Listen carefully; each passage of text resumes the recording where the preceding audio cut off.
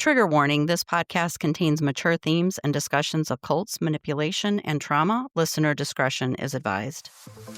Welcome to Cultimatum, the culture of cults and human trafficking, where we expose the dark side of control, manipulation, and the human stories behind them. I'm Anonymous Andrew, executive producer and investigator into cult dynamics and coercive control. And I'm Melody, a cult survivor and advocate for awareness and healing. This is Cultimatum.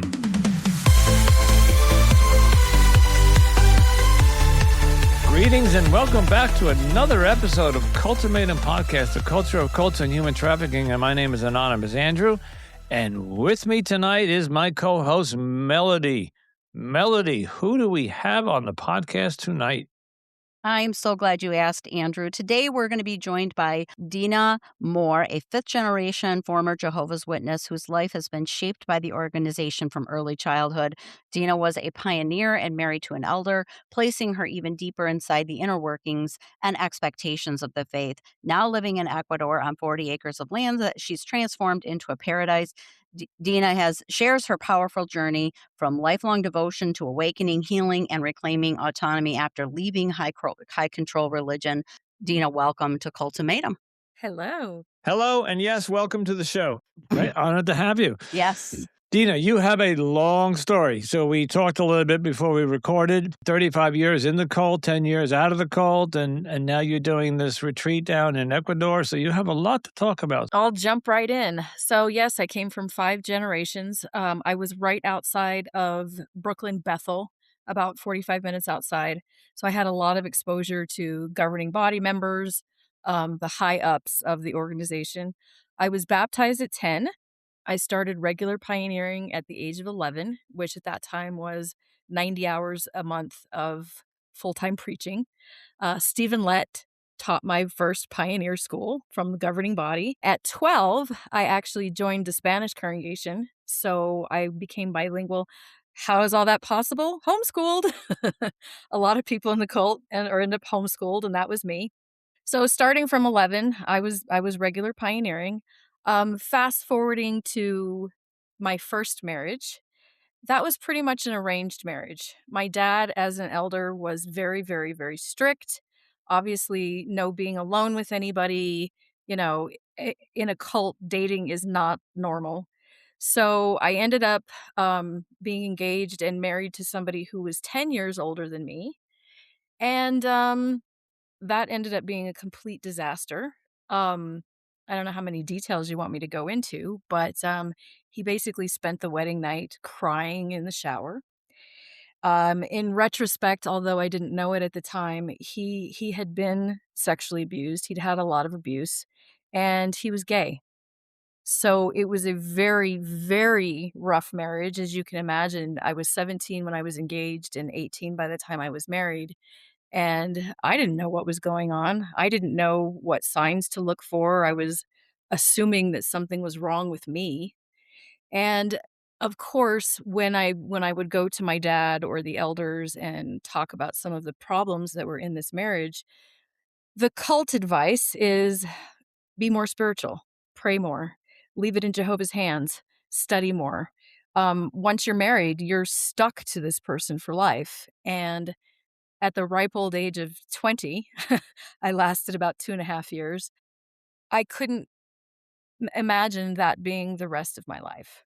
So I ended up leaving. I ended up getting disfellowshipped on purpose. Cult mentality is so crazy because I could have just gotten a divorce, but in the cult, you have to have scriptural grounds. You have to go through this whole process of having a scriptural divorce. And because of the cult brainwashing, that's exactly what I did. I ended up having to have the committee meeting and everything like that because of adultery. And I was excommunicated. Adultery on whose part? On my part. It Okay. it wasn't even like I fell in love with somebody else. It was a desperation to escape a terrible marriage. Now, normal people just walk away from a bad marriage. When you grow up in a cult, you do think your mentality is way different. I know the answer to this question, but to bridge the gap to the audience, because some may Mhm. not know, and we've heard this. So people who leave the cults, sometimes they want to do it, go through the protocols, go through, get properly disfellowshipped, if, especially if you were baptized and all that. Instead of just like packing up my bags and on a jet Exactly. plane like John Denver, I'm on a Mhm. jet plane Mhm. and you're just gone and don't look back. And Exact but but I'm understanding that you're still gonna have a spiritual or some sort of a connection to that cult because you didn't officially sever the tie. Is that exactly. why? Okay. Well, it's a little bit more to it than that too. I mean, when you're born into a cult who teaches you are not allowed to get a divorce unless there has been unfaithfulness. So you can either wait for the other person to commit adultery or you do it yourself, which is the stupidest thinking because you're right. In a normal world, you leave an abusive relationship. But in a cult, their rules are the only rules that you know. As looking back, I'm 49 years old now. The maturity and the wisdom of a 20-year-old is 0. Especially homeschooled, you're so naive, you're so cult indoctrinated. It didn't even occur to me to just leave. It didn't even occur to me. And so you follow the rules. So I ended up getting disfellowshipped at 20. And of course, no world experience or anything like that. And I ended up pregnant. So here I am, I'm pregnant. I barely know the baby's dad. It was an accident. We'd only known each other for a couple of months. And so here I have this baby. I was not woken up from the religion at all. I had only left to get out of a bad marriage. And I couldn't imagine raising a baby without grandparents, aunts, uncles, cousins, because my entire family, everyone, is one of Jehovah's Witnesses. So I decided to go through the steps to get reinstated and to go back. And one of the big things with Jehovah's Witnesses is, you either marry the baby's daddy or never ever ever have a relationship again. You're if you go back to the religion and you're a single mom that's been excommunicated, you're kind of like untouchable. So I've again followed the rules and we got married. Now, in retrospect, this, of course, was very unfair to him because he was not one of Jehovah's Witnesses, and, honestly, I was not one of Jehovah's Witnesses at the time. I was not going to the meetings, I wasn't doing anything like that. So as soon as we get married, I start going back to all the meetings, I'm going through the steps to get reinstated, which, that is not the person that he met. So, of course, this is gonna lead to a ton of problems, right? He was very opposed. He was one of those non-believing, unbelieving husbands that burned my literature, threw my clothes out, pick your god or me. It was a very, very, very, very rough marriage. We ended up being married, for about 5 years, and we had 3 kids. He couldn't take it, and I honestly can't really say in retrospect, I was in a cult, so he didn't sign up for that. Yeah. So, at the age of 28, I have 3 small children. I've divorced the second time. I've been disfellowshipped and reinstated.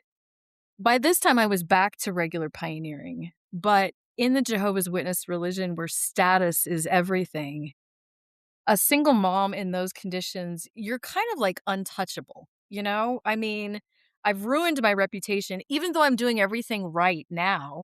You're an outcast. You're I'm an you're I'm an outcast. Yeah, Right. I'm sure that Right. if you've dealt with other people in other groups, you know that that's common throughout the cult world. Exactly. Exactly.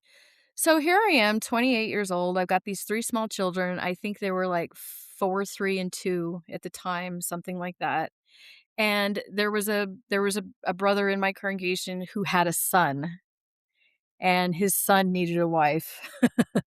So this Jehovah's Witness was 20 years older than I was.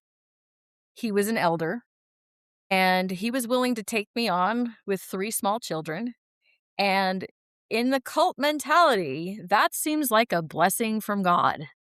It seems like a blessing from God that you're being matched with an elder who's willing to be the spiritual head that in spite of your sins and in spite of your background and 3 small children, he's willing to take it on. So we dated by phone for about 5 months, and then we got married. So at the ripe old age of 28, I'm on marriage number 3. Why am I so stupid to be married 3 times? I was born in a cult, that's why. Right. In the cult, that's what you do. You can't have There an was a intimate path relationship chosen unless you're for you, married. basically. Well, It was yeah. predestined. Well, not one of those. It doesn't sound like you chose any one of those husbands. Well, and, They were the funny all thing is chosen. had you exactly. Had I been alone with them, had I had a normal dating relationship with any of them, I never would have married them. The first husband being gay, obviously, I would have ran day 1. The kids' dad, we never should have been married. I did it so that I could get back into the religion. And even the third husband, you don't know somebody dating by phone. And Right. what 28-year-old decides they wanna marry somebody that's 48 that they barely know? In real life, that doesn't happen. It Right. happens in a cult. Yes. It happens in a cult. So, I marry husband number 3. I need flowcharts for all my husbands here. Well, it's almost like a spreadsheet. I know, right? And husband number 3 is an alcoholic. Oh, So right? I know, I really picked some winners here, I know. So You he's didn't pick he's an them, remember. alcoholic. that one Well, picked you. I do feel like I learned something from each of these experiences, and I'm hoping that other people can learn too. So, the one good thing about this husband number 3 is he was a life coach, even though he was an alcoholic.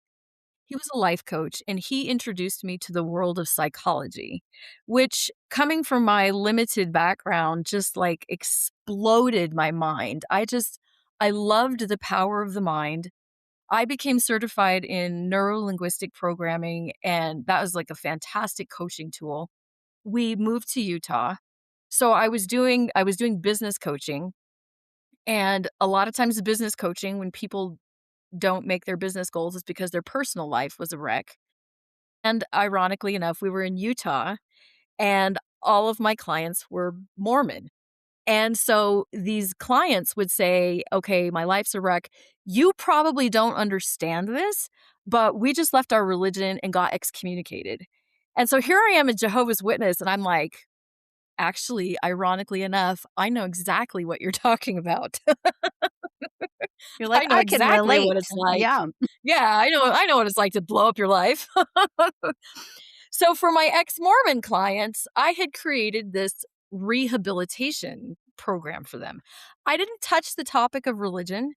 In my mind, there's 2 different forms of rehabilitation. There's, like, your religious rehabilitation, and then there's your lifestyle rehabilitation. And so I was working with them on the lifestyle part, which basically is, when you leave a cult, your identity, you don't know who you are as a person anymore because your identity was tied to the cult. You've lost your future because now you don't have the religion to tell you what the future holds.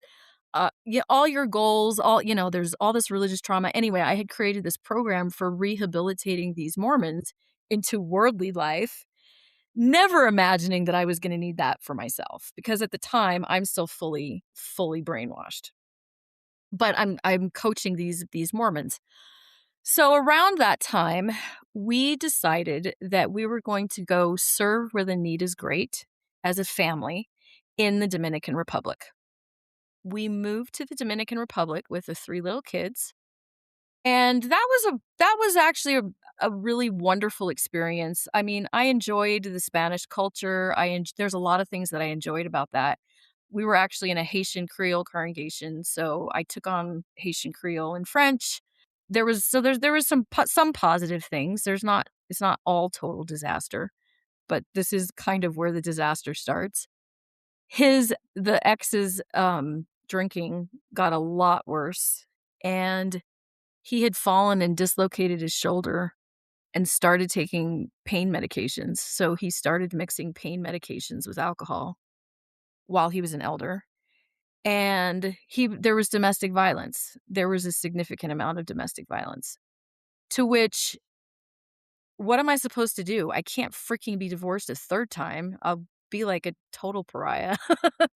So, I was just doing my best to stay focused on the kids, to stay focused on my spirituality, but I couldn't hide the bruises.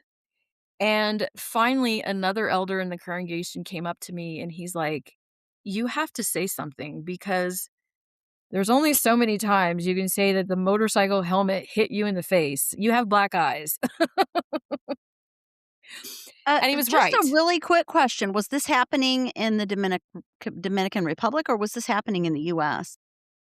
It was happening in the US too, but it definitely escalated in the Dominican Republic, probably because of the painkillers, and the Right. alcohol Okay. definitely went up. So no, this was not something new, but it had escalated significantly. It had Okay. escalated So you're still significantly. in the Dominican Republic when this other elder confronts you.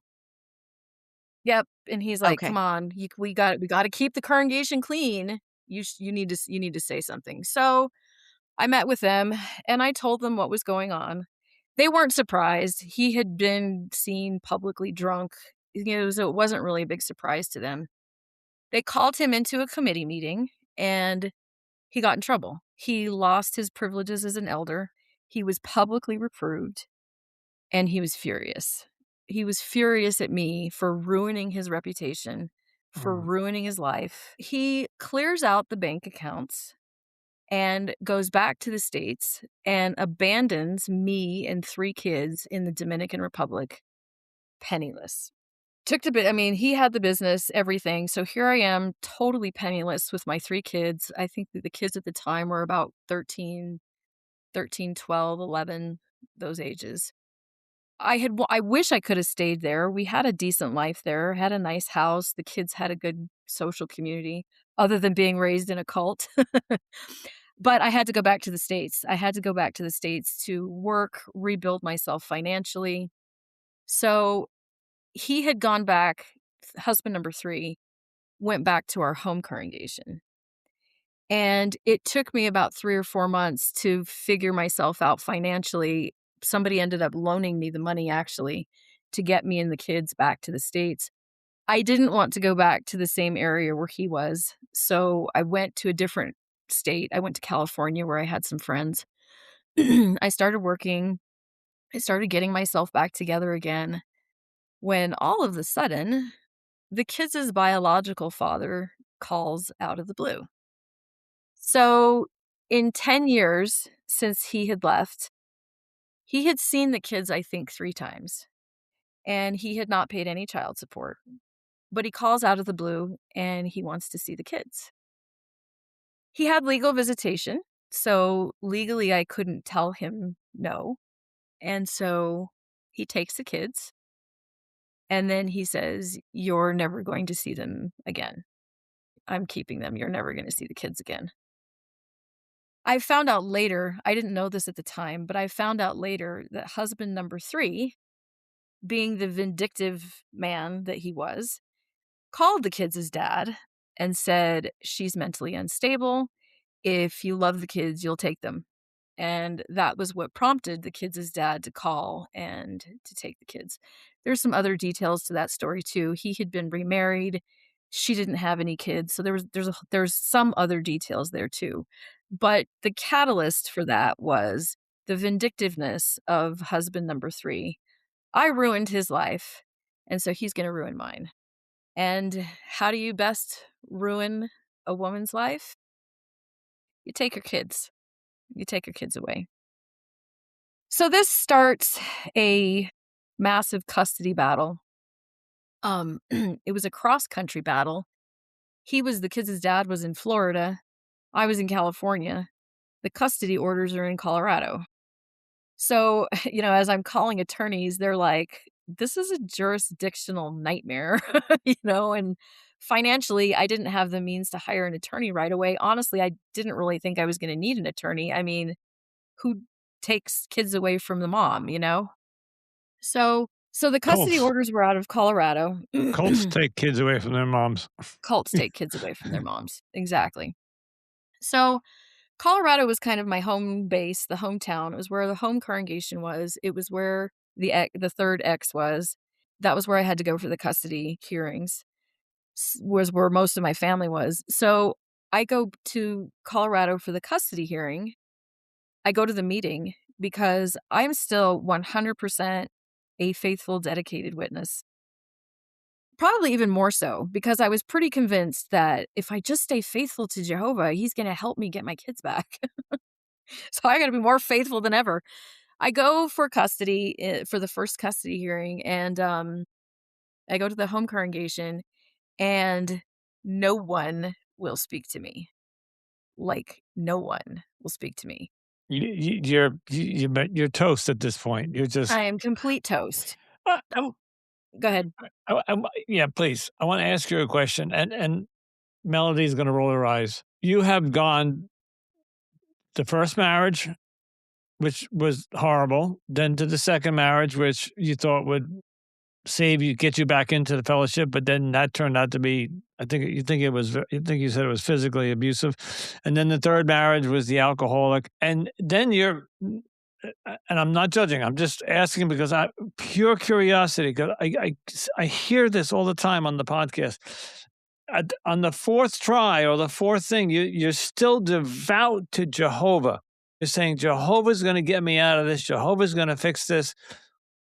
When for 3 consecutive marriages over the course of 15 years or so, it was just worse and worse and worse and worse. So what was Jehovah going to do this time that he couldn't do the first 3 times?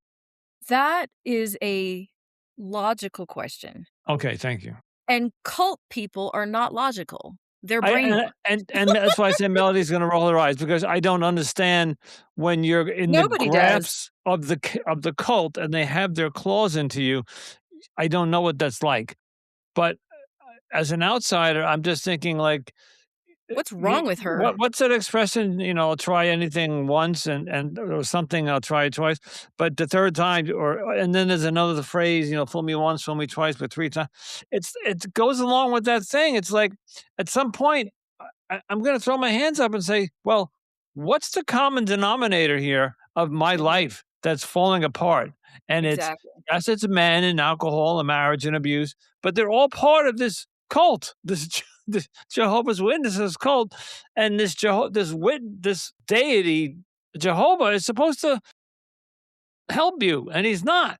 The cult reasoning is, okay, so first of all, what I would hear from my family anytime I had any sort of problem was, well, if you hadn't left the first husband, if you hadn't sinned the first time, Right. none of this would be happening. So they blame it on you for your imperfections, first of all. Second of all, they blame human imperfection, not God. They'll quote all of these scriptures from the Bible that, They do that in the Catholic Moses Church. made this mistake. It wasn't, David made this. Humans make mistakes. God does not.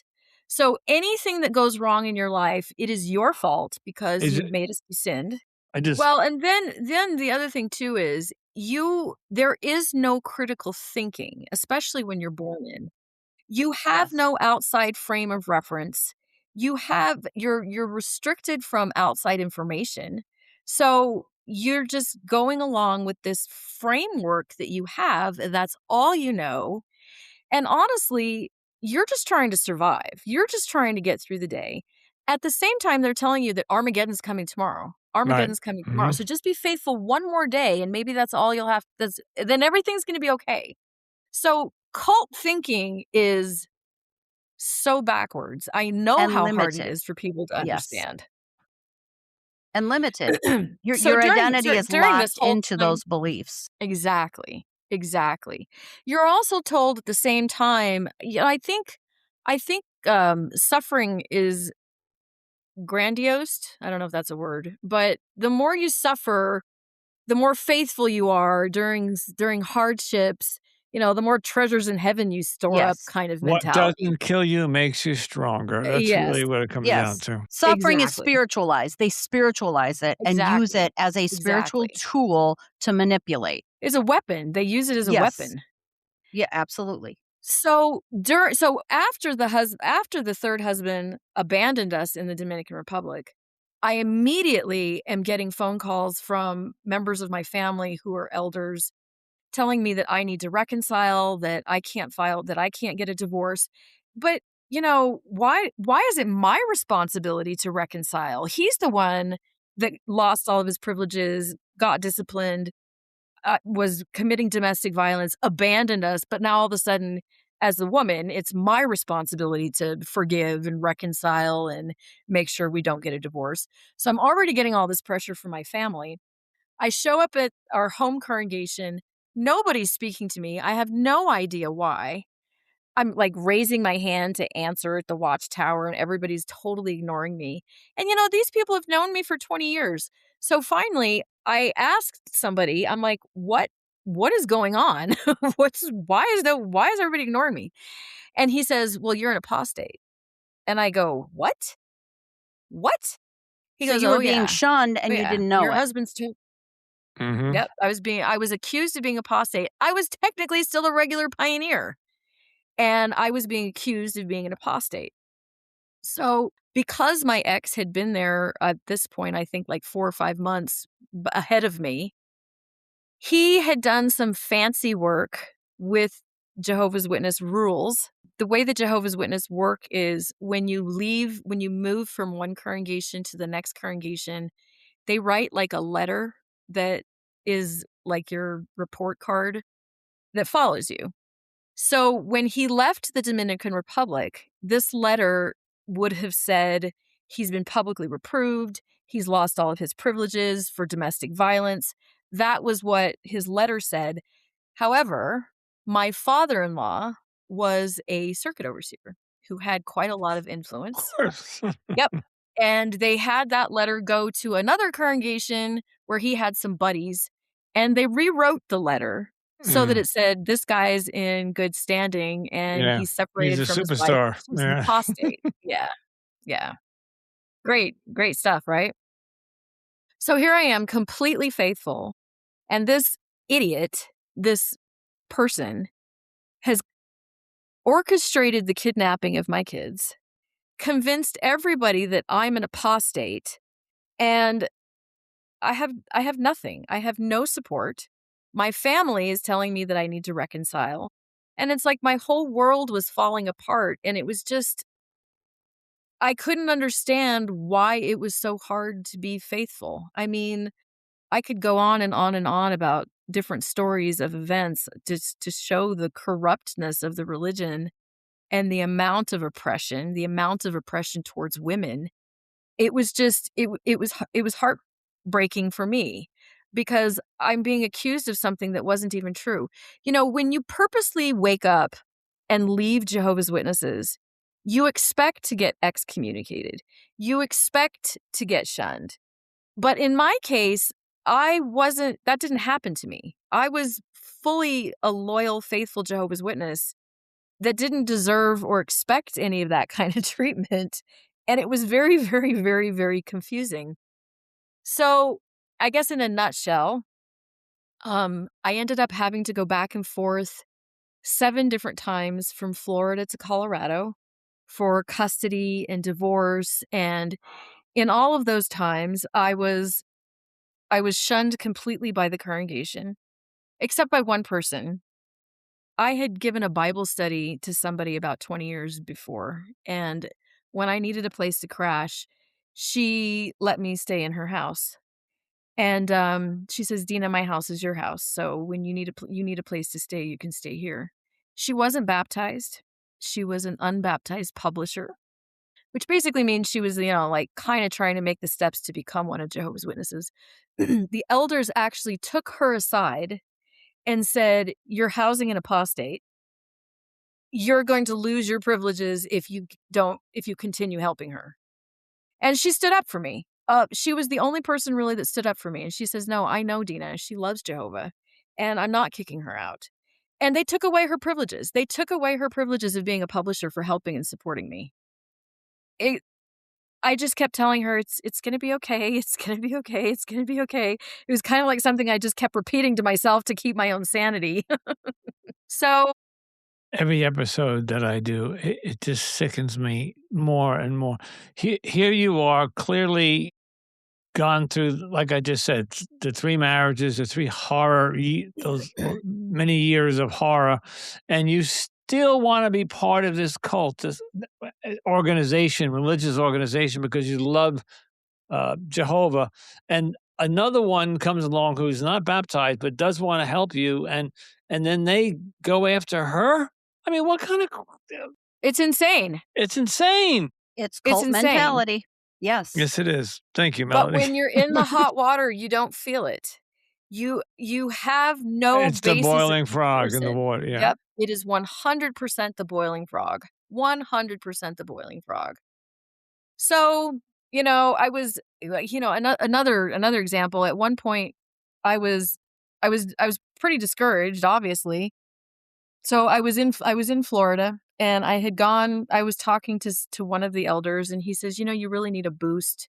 So why don't we go, we're doing these unassigned territory." It's basically like a vacation of preaching where you go to like the rural areas and you spend 7 days preaching 8 hours a day, and it'll be encouraging for you.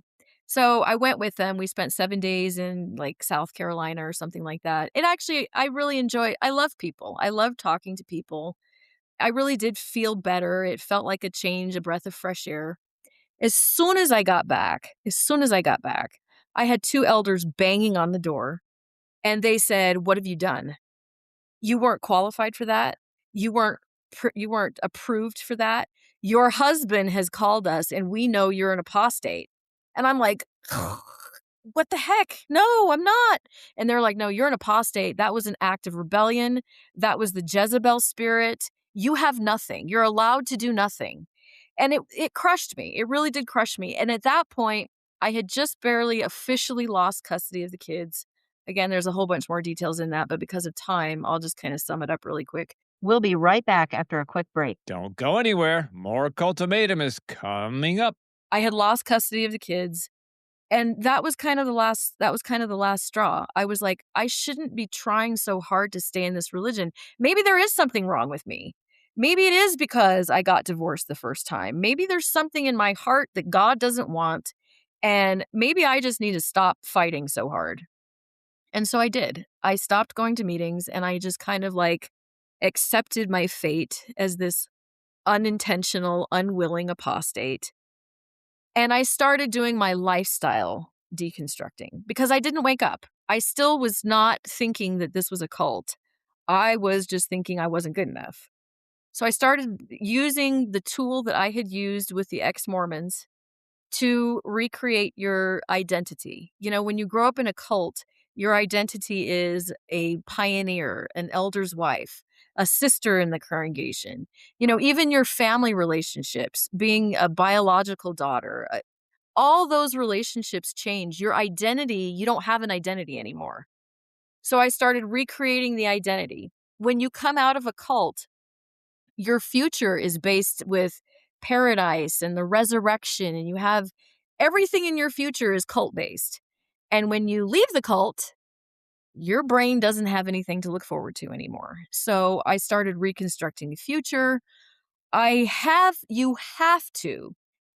to start a forgiveness process.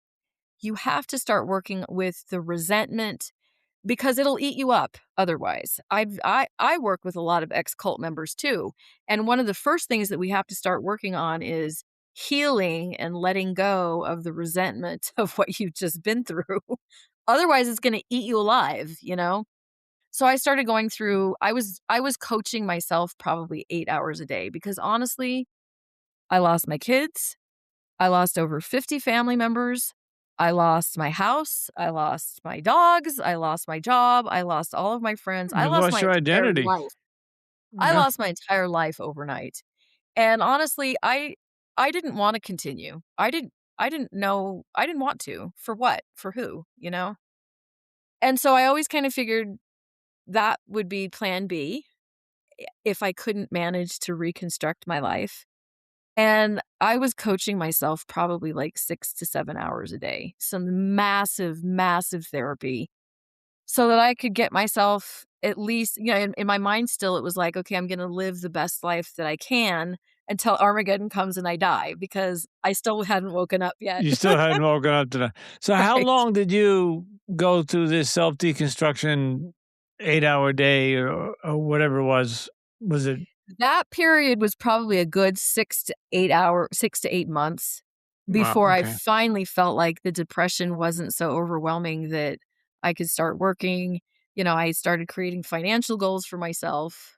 When did you finally say, I am, whether you got shunned or whether you were defellowshipped, when did you finally say, I am no longer a JW? And you literally, 2 the years handcuffs after came I off. left 2 Okay. years after I left, I read the book Crisis of Conscience, which was written by, an ex-Jehovah's Witness, and when I read that, I was like, "Oh my god, I grew up in a cult.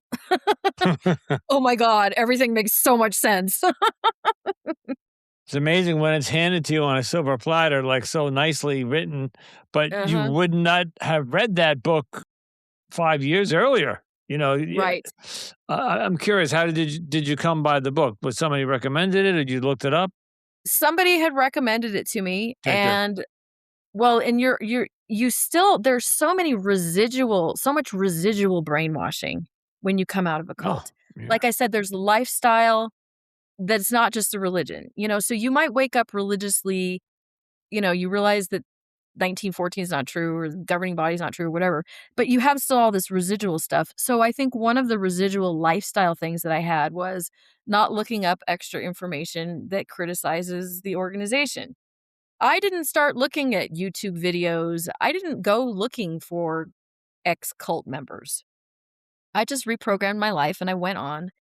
And when I finally read that book, that was when I went, "Oh my god. Oh The light bulb my went god." off. Yeah. Everything makes total, total, total sense now. And that was another wake up call for me because then I had to start doing religious deprogramming. Dina, so, in the interest of time, like you said, we do have a few minutes, but you have a very good ending to your story, and Mhm. you are in I'm very curious to hear about this because I've been to this country and the country you're gonna tell us about, and it is not a pleasant country to be in. So I'm curious why you picked that country and how are you safe? But tell the audience what's the third part of your life, your chapter. Okay, so this chapter of my life, I had always believed in the law of attraction and manifesting. When I had learned that while I was still in the cult, I kind of like attributed that to God's Holy Spirit and, how he answers prayers and stuff like that. I somehow managed to mesh that with the religion. But outside of the religion, I still realized that there were laws of quantum physics that allow us to be able to create a wonderful life for ourselves, and that's what I did. So it took me about 5 years to make enough money in real estate to be able to retire here to Ecuador. And I bought 40 acres on the side of a mountain, and I built a healing retreat. I do plant medicines here. I do cult recovery here. I work with a lot of addiction, a lot of trauma survivors. This is a wonderful, wonderful, wonderful place to live. It's one of Really? those, oh, it's fantastic. And I'd lived out of the country before. Financially, spending 38 years in a cult will be very difficult to retire ever in the United States. So I knew right away that I was going to put together money and that I was going to find a place to retire outside of the country. And that's what I did. I picked Ecuador because it's actually one of the safer places in all of Latin America. It's one of the easiest to immigrate to. They use the US dollar. It's ridiculously, ridiculously economical here. You can hire full-time help for $100 a week. I have full-time employees that work 40 hours a week for $100. They help me facilitate the retreat. And I'm not everything you're saying is what your experience, and I'm glad it's worked out. I dated a woman from Ecuador for many years, and she came over 25 years ago to get away from Ecuador because it was horrible. It was corrupt, the crime, the drugs, like most of South America. Like we happen to be recording this a couple of days after Trump just took the Right. Venezuelan president, the cartels and the drugs and the trades and the terrorism, and because they finance the terrorists may not be training down there, but they're funding the drug cartel money down through the Mhm. whatever. I'm happy to hear that you found 40 acres on a Mhm. mountainside somewhere, but from what I was told, she's afraid to go back to Ecuador. She said, "I'll never go back there." She fled the country, and so and she There are wasn't from. small towns around the ports, around the coast that might be kind of dangerous, but you know what? Honestly, I've lived in New York City, I've lived in Miami, I've lived in Los Angeles. Everything is relative. You know, there's a lot of Ecuadorians here who are like, "Oh my god, crime is so bad. Oh my god, my truck got stolen right in front of my house in Tampa, Florida. Yeah, My house got broken into 4 times in St. yeah. Pete." That's a good point. Crime is That's a very relative. good point. Crime is 100% relative. And This is it's a very they're very passive people here, and so, you know, if somebody gets their wallet stolen, it's like a national crisis. So, somebody's perception of what's then dangerous is then not. something changed in 20 something years because she left 20, I think 5 years ago, and hasn't been back since, and made a life here. But the stories that I heard when she was a child growing up were just bad. But that was back in 1985, I think, or Mhm, 1990. So mhm. things were a You know, lot different back you then. know, even drugs, no one can afford them here. So, it goes through the port and it goes straight to America. America's Mm, the one that consumes it all, not Yeah, here. yeah. You wow. know, so you just don't visit bad areas I would and think something like Costa Rica would be a nice place to settle. I have some family down there, and I know mhm. Costa Rica is a beautiful place. But I'm happy for no, I'm just when we did the pre-interview, we you mentioned Ecuador, and I said I need to ask her about that. But I'm very happy to hear that. I'm good to I'm No, you know what? yeah, We have, good. huge populations of foreigners here because it is very safe. And like I said, there's one specific town along the coast that does have issues, but, you know, that's 10 hours away. Nobody And cares about every us country is here. gonna have their bad towns. So yeah. Yep, yep. Nobody cares about us here. It is very peaceful. You know, we're right up against the Amazon jungle, Well, don't say that too and loud. Trump might come down and grab you. well, I don't know. I'm not gonna even Bleep. go I'll into bleep that politics. out. That could be another cult totally. Mm. So, what Yeah, exactly are you so the doing or how are you facilitating? Are you Yeah, doing tell most us of what you your did, help Dan. Then with cult survivors? Is that happening online? Is that in person? Is that what does that look like? both. It's a combination of both. So what happened is when I got out 10, almost 11 years ago, I didn't go looking for cult followers or anything, you know, I didn't go looking for fellow cult members. Maybe there weren't any back in 2014, I don't know. 2 years ago, I accidentally stumbled upon an ex-Jehovah's Witness Facebook group. And when I started reading the comments, I was like, "Oh my goodness, how do they find somebody that understands?" And so that prompted me to do my first life interview. I started a YouTube channel with cult recovery videos. And that's when I started working with ex Jehovah's Witnesses in cult recovery, which is probably only about 25% of the people that I work with. The rest of the people that I work with are business professionals who want to increase their income, manifest a better life. I do a lot of other coaching too, but it's only been the last 2 years with the ex Jehovah's Witnesses. And all of that is online and by phone. And then I have the healing retreat where I do plant medicine. I do psilocybin treatments. I do ayahuasca, which is a DMT know it medicine. very well. Yep, and I do San Pedro, and we do them right here on the property. I usually it's all private, so I'm not, like, open to the public giving plant medicines to total strangers. These are ver this is it's a private retreat, so people usually do the coaching. I talk to them online. We talk, we develop a healing plan. Sometimes it includes the plant medicines, not everybody's interested in the plant medicines, so a lot of the cult recovery that I do is with the NLP coaching, the same program that I used on the Mormons and the same program that I used on myself. It what hurt me, what broke my heart the most about the Jehovah's Witnesses in the Facebook groups and stuff that I started realizing was they get stuck in anger. They get stuck in frustration and resentment. I'll never forget, I was talking to one lady And from her language patterns, from what she was saying, I would have guessed that she'd been out for maybe a year or two. And so I say, "How long have you been out?" And she goes, "17 years." And I go, "Ooh, Wow. oh my God." You can't leave a cult and then stay stuck in the anger phase. The resentment. You're She was carrying all that resentment. Yep. You paid with your soul to leave. So you dang sure better make sure that you have the most fantastic, fabulous life possible. And you better accelerate it because like me, I wasted 38 years. Yeah. You're I running don't out have of. 38 years to get my act together. Yep. I need to do it as fast as possible. Yes. And a lot of times you don't know how messed up you are because you grew up in a cult.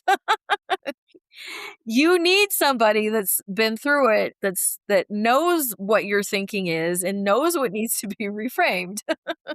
Okay, and we got to ask our final questions, but I'm going to sneak one more in there because you didn't bring it up, and I'm curious. So you had three husbands, and you finally got out of the cult, and you did the deconstruction, and then you found this beautiful place in Ecuador.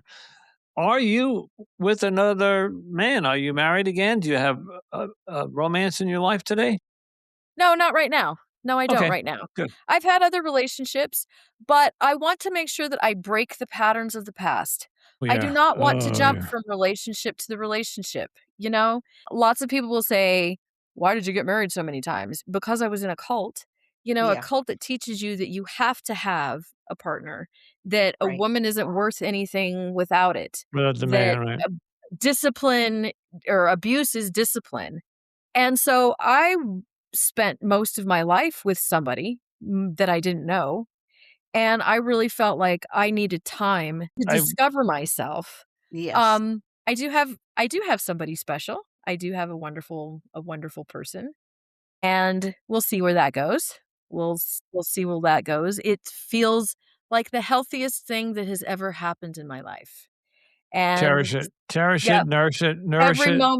every moment, I cherish every single moment of that because I never had that before. I didn't know what a healthy relationship was, you know? A lot of us don't until I'll speak for myself, until it's late in life, and then it's like you finally find it, but then you're staring at your retirement years like where I am. Right, my question real quick, all of that you went through, where are you in your faith today? Do you have a religion? Do you have a God? Do you have a spirituality, a higher power? I'll put it, but I don't want to put words in your mouth. Where are Yeah. you today? So I think when a lot of people leave a religion, it seems like a lot of them go atheist at first. So I did that for a bit. You feel this deception, you feel like you've been lied to and tricked, and you were. So a lot of people go to this, I don't believe in anything, everything's a lie. I went through that phase. I had some very spiritual experiences happen to me that I could not explain as an atheist. So I went down a path of discovery, trying to discover spirituality. So I guess in a nutshell, I would say that I have come to find there is a huge difference between religion and spirituality. Oh, night and Agreed. day. Huge difference. Yep. Spirituality is a direct line to the source. And we don't need intermediaries. You don't need anybody to control that for you. You don't need a leader. You don't need a brick and No, mortar building. You don't need a church. You don't exactly. have to give money to Exactly. anybody. It's between Exactly. you and nature, you and the universe, you and the cosmics, whatever it is. I could go on for hours about this topic. I could go Okay. on for hours Maybe about we'll this have you topic. back and we'll do that. I The would You love cult never the to. know. cult Yeah. leaders I would won't love like to. it, they wanna be the mediator, they wanna be the one, thinking that you have to pay your tithes in order to have a direct line through them, via them. Yeah. Well, Yeah. good. So they can line their I pockets. Yes. Anything that the religion told you that you shouldn't do, you should question that. You should go in Yes. the exact opposite direction. So I'm a Absolutely. highly, highly spiritual person. I feel like I am Good for very you. connected to the universe. I feel like, law of attraction, manifesting, all of that 20 some years ago was hocus pocus, woohoo, mumbo jumbo. But quantum physics has come a long way and can actually explain a lot of stuff that we couldn't explain before. So spirituality is a wonderland of new things to learn and new And ways to explore. be. Yeah. Once you've cut the chains of a cult off of you, you become free to explore and learn and evolve. Because I know that in the 38 years of the religion, I didn't grow, I didn't evolve. And in the 11 years that I've been out, I am 100 times a better person. Knowledge-wise, emotional maturity, spiritual maturity, no one would recognize me today from the person that I was 10 years ago. And that's a good thing. It's Mhm. awesome. Yeah. Amazing. Amazing. Okay. Melody has a question for you, and then we got to wrap it up. And we'll ask where we can find you online and how we can contact you in Ecuador. Okay. Melody? Okay. My question is that if there's somebody listening, ex Jehovah's Witness, Mormon, ex cult member of any sort, and they are maybe in the midst of their religion but starting to have doubts, what would be your words of advice to them? Question everything. That is probably my first words of advice. My second words of advice would be, I know you're afraid. I know you're afraid of losing your family. I know you're afraid of losing your life. I know you're afraid. And there's nothing to be afraid of, because the greatest disaster in my life is the greatest blessing in my life. It opened up a door for me to become something that I never could have unless I lost that. So maybe the cost of choosing yourself is high, but the rewards of choosing yourself are gonna be 100 times more than the price that you pay. It is worth anything that you have to lose, you will benefit from that.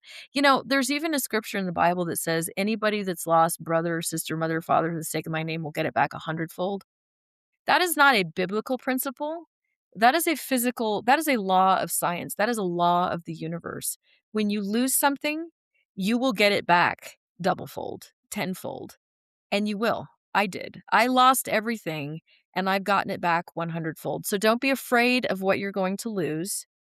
Look forward to what you're going to gain and what's going to replace it.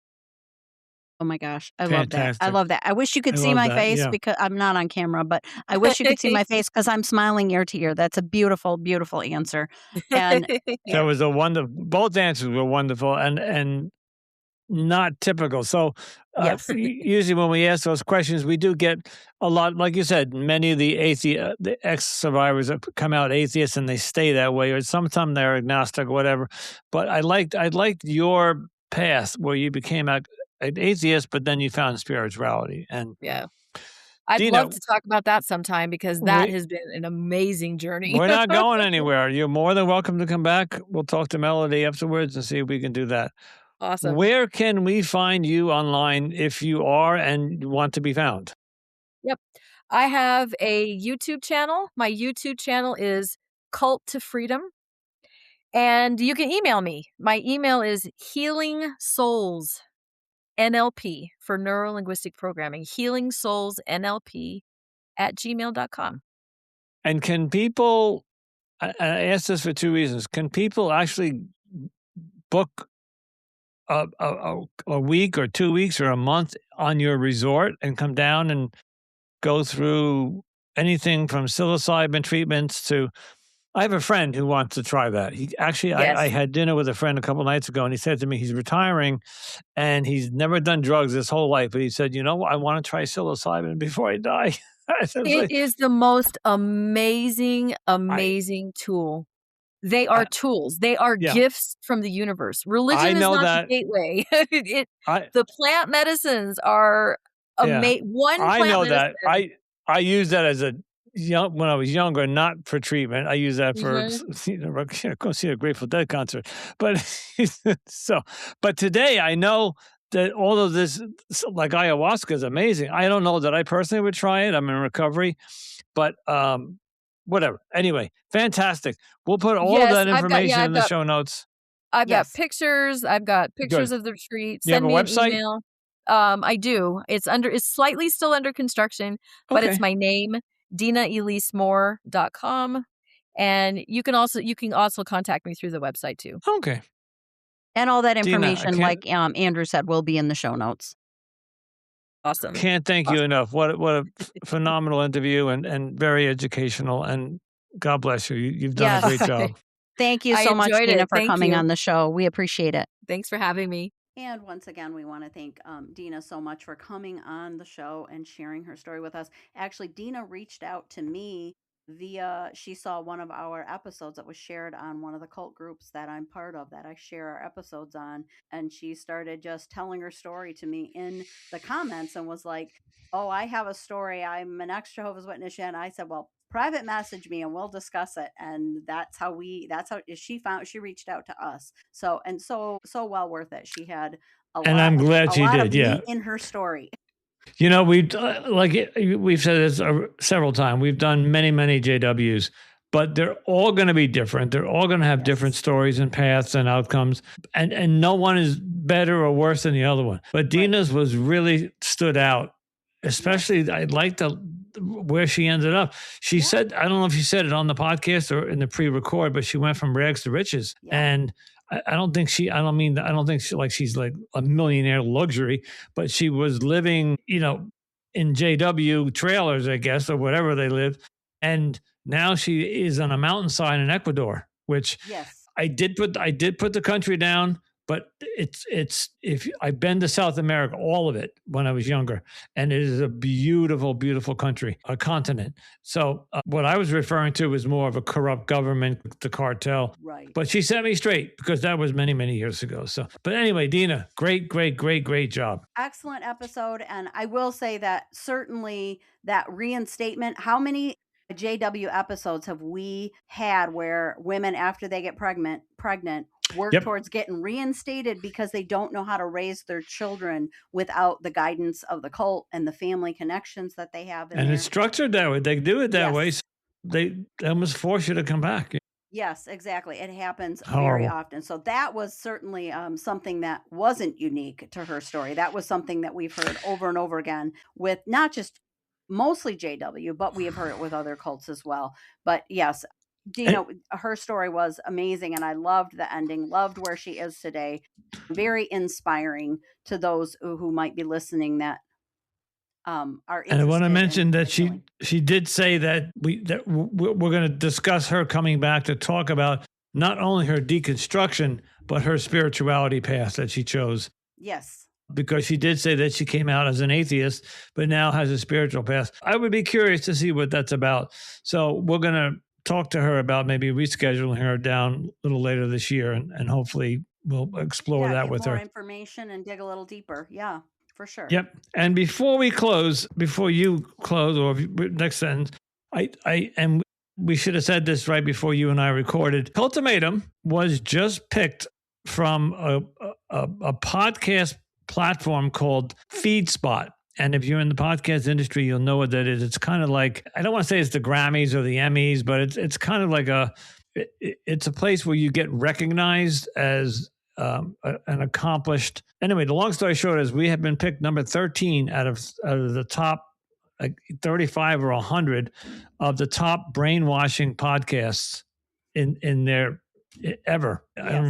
I don't know a lot, but it's a badge of honor. It's a badge of Yes, honor. We got it's very chosen exciting. as very exciting. So I just wanted to Yes. let the audience, and that could not have been possible without the audience, Absolutely. because every time you listen, you give us a rating and you give us a download and you give us a comment, some view, and that's what they look for. And so we thank you so much for that. Absolutely. And we want to thank Dina again as well for coming on the show. Yep. And to thank all of you, as always, for tuning into Cultimatum. We do greatly appreciate your support in our mission to expose the truth and highlight the voices of these survivors. If you're enjoying the show, please take a moment to rate and review us on Apple Podcasts and Spotify. It really helps more people find the podcast. And don't forget to follow, share, and keep tuning in to our latest episodes. You can also follow us on Instagram, TikTok, Pinterest, YouTube for additional content and updates. And be sure to follow or join our Facebook community group called Cultimatum Podcast, where we dive deeper into these important topics. And we remind you when the new episodes are available. So follow Cultimatum Podcast and you'll know when each episode drops, which is typically every Sunday morning. But yes, every once in a while, we change it up. Yeah. Yes. And if you are a cult survivor and you're looking for additional support and connection, we invite you to join the Cult Escape and Healing group on Facebook as well, which is run by Melody. And then also we talk about the podcast sometimes in there. You want to find more about me and the production of, I'm part of the Anonymous Andrew Podcast Studios. I'm the executive producer. And so head over to that website, anonymousandrewpodcaststudios.com, and you'll see all the podcasts that we produce over there. And of course, Cultimatum is one of them. Yes. And you can find our full disclaimer there now as well. So our legal disclaimer. Yes. Thank you for that. If you notice, our beginning of our episodes are a little shorter because we didn't read that 2-minute disclaimer anymore. So for anybody that's looking for our legal disclaimer, it is in full detail on our website. Yes. Thank you, Melody.